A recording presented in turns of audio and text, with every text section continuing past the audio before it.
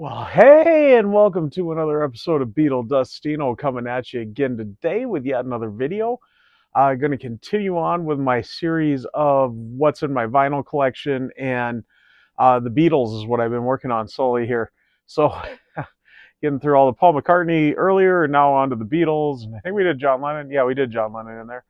And the Beatles we're working on now, and then I think we're going to do Ringo Starr up next. So, stay tuned for that. We still got a couple to finish with the Beatles, though. So, all right. But before we get started with that, I do want to thank all my subscribers and thanks to any new subscribers. If you haven't subscribed yet, please do. And do hit the notification bell so you know when I got new videos coming out. Also, please give the video a like. It really does help out the channel. And do leave a comment. I love having a discussion with everybody. We're going to start the new thing with the algorithms. Because that man had so much rhythm. But he didn't invent the internet, so he probably invented algorithms too. So there we go. Maybe that's why they're called algorithms. No, I know they were algorithms before that. But anyways, yeah, any engagement like that does help out the channel a lot. So please just leave a comment, leave a like.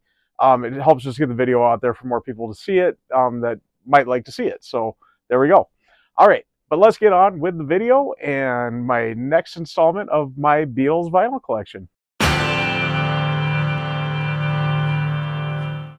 So yeah, we've been going through my Beatles vinyl collection, and we've done the US albums, and then just the core album collection, I guess we can call it. So now we're kind of on to the compilations and stuff. So, and it's kind of a weird setup here. So before we get started with that though, I'm going to pour myself a little beverage. I've been telling myself if I'm doing a later Saturday filming video, I'm going to pour a beverage. Oh, I got a little mess there. I knew when I pulled this off of the ring there, it didn't like it, but this is a Coolshawn Brewing Party in the Woods hoppy lager from Coolshawn Brewing out of Bellingham, Washington. And I've actually been to this brewery. They got two actually in Bellingham, and I've been to both locations. So I poured it into my Bemidji Brewing, keeping it local here. Brewing company. Oh, nice head on that. And you do want a head on your beers, by the way. Getting into my other love here, I've kind of been away from it a little, but my cousin brought these all the way from Washington for me. There we go. That's what I'll be enjoying while doing this video. So up first here, we got, I didn't know where to throw this in, so it's going to be a compilation. It really is a compilation if you think about it, but it's a Canadian Capitol album. Technically, it would be kind of like the US Capitol albums in the fact that they just kind of made their own thing. That's kind of what the Canadians did here too on their Capitol division. But this is Twist and Shout, the album that came out there, and this came out on February 3rd of 1964.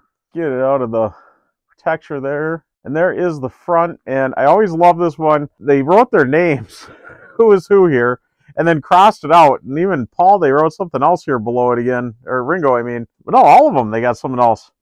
Like I always say, I kind of love used albums for that factor, that you never know what you're going to get. I don't know, some people probably would pass this up just because of that. I think it's kind of cool. I don't know. It's interesting. It proves that this has got a story to it, more than just it being a Beatles album.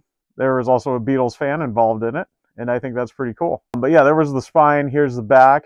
A lot on the back on this one. Pretty funny on this too. And their favorite food, all of them, was a juicy steak, I believe.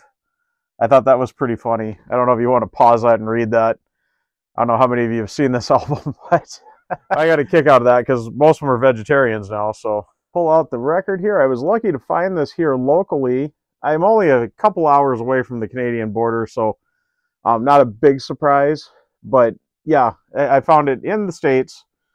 Not traveling up to Canada to find it, but yeah, there's still the Rainbow Capitol label, so it really doesn't look that much different than, say, a US Capitol one. But this is Canadian. So, and their own little album. They did two their own little albums. They've actually got three of their own albums. The first one was Beatlemania with the Beatles. And that was just with the Beatles, but with a slightly different title, slightly different cover. Otherwise, it was just a mono version of With the Beatles. And then the Twist and Shout there was their next one. And then there was also Long Tall Sally. There we go. Had to think about it there. Which is just kind of another, and it looks a lot like the Beatles' second album. Unfortunately, I don't have those other two yet, but we'll move on here though. And up next, this is one out of my parents' collection. So I know I've shown this a few times. I'm sure I've shown that other one a few times already too. But here's their copy of the early Beatles. See a stereo copy on it. And this technically wasn't considered one of the albums. I suppose just because it was considered a compilation, truly, even though I think the US albums are compilations. And this one, I guess, is a super compilation or something. I don't know. But yeah, it's basically Please Please Me or Introducing the Beatles, and that's why it came out so late. And neither of these I've had an inner sleeve, but here is the record on the Rainbow Capital label. There's side 1 and side 2. Take another sip here. Cheers, all. And the early Beatles, I did forget to say, was released on March 22nd of 1965. And up next, we got another American U.S. pressing here. This is Hey Jude, or the Beatles again, it was also known as for a while. And there is the front. I got to be careful on the back here. Cover it up there. I stupidly put my name on this one day for class in high school. And like I said, we've always had these vinyls in our collection, and just, I suppose over time you realize the value of it, and at a certain time you realize there was a value there. That's why you kept it around. And especially when I became a Beatles fan, I mean, the value went up that much higher. But also, there's like stupid things you do with it. And I had like a history class, and we were teaching about the teacher was on about the 1960s, and he wanted us to go through our parents' record collections and bring in any 60s records. And so, of course, I grabbed my Beatles stuff, and I stupidly we had to put your name on it so you knew who was bringing it in for credit and everything. So we put these stupid tags on it with our name on it. And yeah, I really regret that nowadays. And this one's still got it on there. I'm afraid to peel it off because, yeah. But anyways, it says Dustino on the back there. So there we go. But yeah, there's the front, the back, the spine. And this one, no. And I see my mom's got her name on the record too. I've got it on the jacket. She's got it on the actual record. So we'll figure out to blur that out. There is the side 1 there. Side 2. And we'll blur that out. Hopefully I'll keep it nice and still so it doesn't take much to blur out. But there we go. Like mother, like son, I guess. Or like something like that. And that was originally released on February 26th of 1970. And like I said, you know, I'm laughing about and regretting what I did to it. But look at, like I said, that first album, The Twist and Shout, how that person wrote the Beatles' names on it and stuff like that. I mean, we've all done kind of stupid things with stuff over the years. And I think, you know, even collectors back then didn't probably realize to the extent of what these would be worth or cherished or whatever, especially in a very good condition. You didn't think of that stuff back then. You know, it's crazy over the years when stuff, you know, ages and what you think about with it all and how stuff changes. And the rest of these are all stuff I've picked up recently. So anything on it is going to be on the other people. So up next, we got one of their first compilations, these U.S. compilations that started coming out after the Red and the Blue album. We did get Rock and Roll Music. And this one is a really puzzling one. This cover is so strange. Everything about this packaging is just strange. The album itself is actually really good. However, and it was George Martin that came and engineered this, but he switched the stereo tracks, so the left channel is actually the right channel is actually the left. So it's got a kind of a strange mix on this one. Strange mix to go with these strange covers. But here is the front. So bizarre with the thumbs sticking out there. The back. I like the shiny aspect. That's kind of cool. But it's such a 50s look. And I know it's kind of, and those are embossed on there. I don't ever notice that before. And this one I think is like a promo copy because it's got that hole punch thing there. And there is the gatefold, which really adds to the bizarreness. This is so 50s. There's nothing 60s about it. But I think what they're trying to say is the rock and roll music that inspired the Beatles was the 50s music. Even though the Beatles so represent the 60s, I don't know. That's my best guess on it. I know John Lennon hated it. But anyways, just kind of a plain white inner sleeve. I don't know if that's correct for it. And this is that weird for those automatic turntables, as I've learned now. And then the Coca-Cola again, representing the Beatles. There's side 1, and then we got, not side 2, but side 4. There we go. It is a 2-disc set, so here's disc 2 again, that just plain white inner sleeve. Now we got side 2. and side 3. And somebody's got some check marks on these too. I don't know, little hash marks next to the track listing there. I don't know what that's about either. And Rock and Roll Music did come out on June 7th of 1976. Yep, I did get that right. And up next, out on May 4th of 1977, we got the Beatles at the Hollywood Bowl. And I had somebody before when I've shown this that said, oh, it's Star Wars Day, the very first Star Wars Day. No, it wasn't. It is May the 4th that it came out of 1977. And yes, the film did come out in 1977. And yes, it did come out in May of 1977, but it was May 25th. So May 4th, 1977, when the Beatles at the Hollywood Bowl came out, nobody had a clue, aside from George Lucas and the crew and the actors, what the hell Star Wars was about. So there we go. I didn't even think about that when I put this shirt on today. I just said, I'm not going to wear a Beatles shirt today. I didn't even think of the fact I was going to throw a Star Wars little reference in here in this video. Did not even think about that until just now as I was saying that. All right, there we go. So, me adding, I got the beer nerd going. Cheers.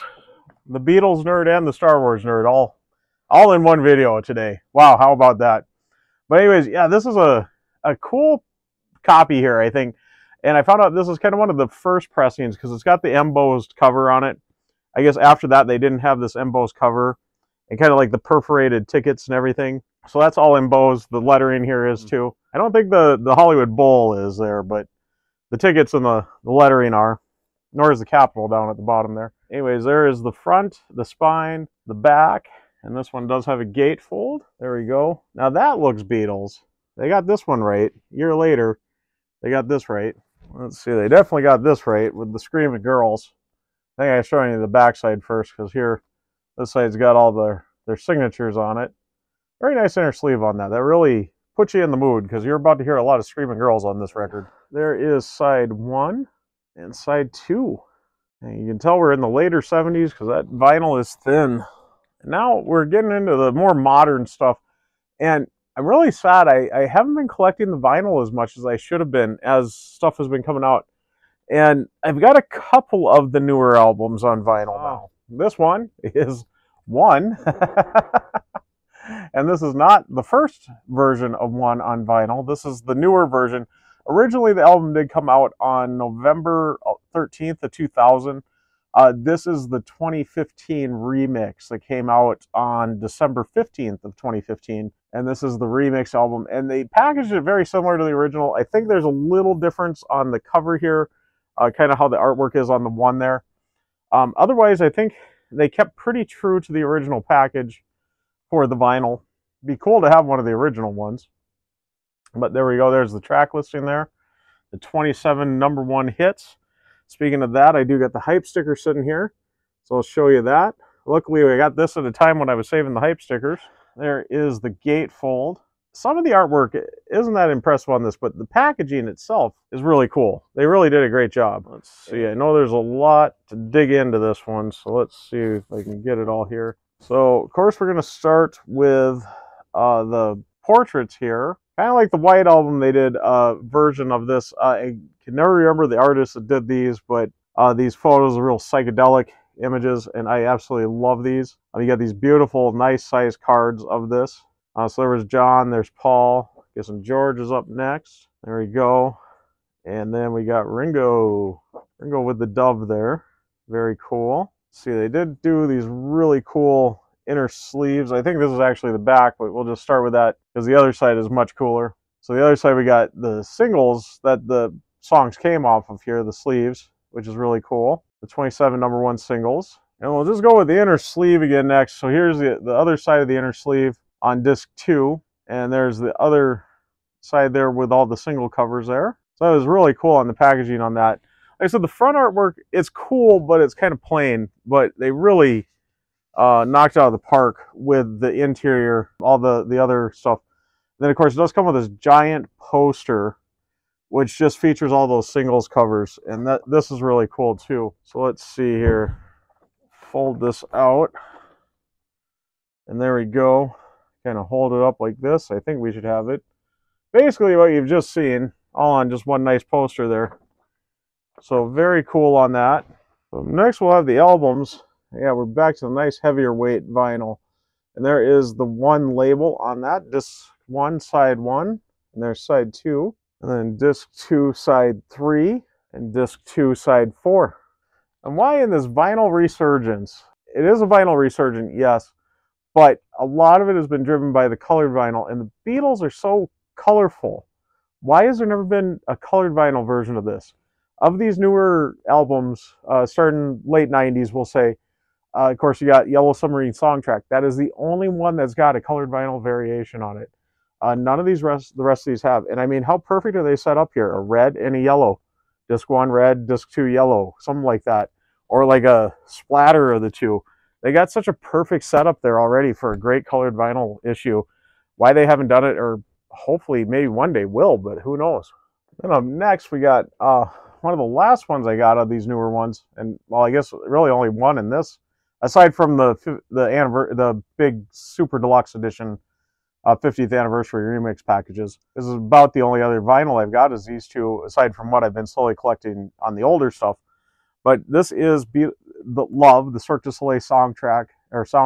And this came out on December 20th of 2006. I don't know if this got reissued or not, because I only got this just last year. So this is a recent acquisition. I got it brand new off the shelf at Barnes & Noble's. But there was the front, the spine, and the back. And there is the gatefold. And I absolutely love this album. I love, I guess. And the show. If you haven't seen the show, go check it out. I really want to go see it again. I've got quite a moment that I had at it. I'd love to go see it again. And this comes with a beautiful, really thick, I mean, I don't know if you can see it on the camera how thick that is. Real thick booklet. Basically what you get with the CD is LP size, and I mean, it's amazing. I'm not going to show you everything in it because I don't believe in showing books, but some scenes from the show and everything. Very cool. Very cool. Absolutely love it. Can't wait to go see the show again. I am going to go see it one of these days again. I hope it's almost going on 20 years, so I hope they keep it going that, and I'm hoping in the 20th anniversary year to go see it. That's kind of my goal. Kind of my goal I'm setting for myself. Now, unfortunately, no hype sticker with it. It does come in these plain white sleeves, but they are poly-lined, so that's nice. Here is disc 1, side A, and side B. And then disc 2, just to prove that it's in the plain white poly-lined sleeve again. A little different label on this one, so the red and yellow, this one is yellow and red. So there's side C and side D on disc 2. And that will do it for my Beatles compilations on vinyl. I know I'm missing a lot. I'm missing a lot on a lot of Beatles albums, but this is what I've got for now, and this is what I'm sticking to. I'm sticking to that story, I guess. So I'm going to get wrapping up here. It is unfortunate. Once again, I think Love would be a great colored vinyl candidate. Why there hasn't been a colored vinyl of Love yet, I don't understand. I think that one would look gorgeous on it too. Kind of that yellowish, reddish, orangish that's in the packaging there. I think some form of that on the records would look just awesome. Please, Apple and everybody, let's reissue them and get them out on colored vinyl. Like, let it be naked. That's such a hard one to get nowadays. I'd love to have that in my collection and do a colored vinyl version of that. How cool would that be? Reissue the Yellow Submarine soundtrack again. I don't think that one's horridly expensive. It's expensive, but not horridly expensive like Let It Be Naked is. That you can still get even the colored vinyl on the Yellow Submarine soundtrack for fairly cheap. Yeah, just like the anthologies and Live at the BBC's, On Air Live at the BBC Volume 2, stuff like that. And kind of that stuff I've kind of missed out over the years because honestly, I know that it was available in the 90s when all this was coming out in the early 2000s, but there was nothing in the area here that even sold it that I know of, at least nothing I frequented. I think I was too much a pop into Target and buy an album type, it was a lot cheaper there, honestly. And I did go look at I know we had a Sam Goody, I believe it was, or Musicland or something in our mall. I go pop in there, and I know I bought Live at the BBC there, but I don't ever remember even seeing vinyl there. I'd imagine they had it, though. I'd imagine they would have, but I just can't even remember it. I know we always had another couple of record shops. I know Budget Music got a few of those albums that did have some, but who knows. Anyways, I'm going to get wrapping up, though. But as kind of part of the engagement in the video, Please tell me, do you want to see colored vinyl or not with the Beatles releases? Would you think it would be cool if they'd reissue a lot of this stuff on colored vinyl? I think it would be. Even those older 70s albums, how cool would that be? Even like a record store day release. Just do a Beatles Rock and Roll Music, a new reissue of it on colored vinyl, and put it on Coke bottle clear color to go with that Coke, the glass of Coke on the label there. But anyways, I am going to get wrapping up before I get rambling too much here. Again, I want to thank all my subscribers and thanks to any new subscribers. And if you haven't subscribed yet, please do. And do hit the notification bell. Also, please give the video a like. Like I always say, if you stuck around to this point, you must like it. So please give it a like. And do leave a comment. I love having a discussion with everybody. Let's get that engagement, those algorithms going. Yeah, help get the video and the channel promoted on YouTube here. So, all right. I am going to get signing out, though. I am Beatle Dustino, signing out.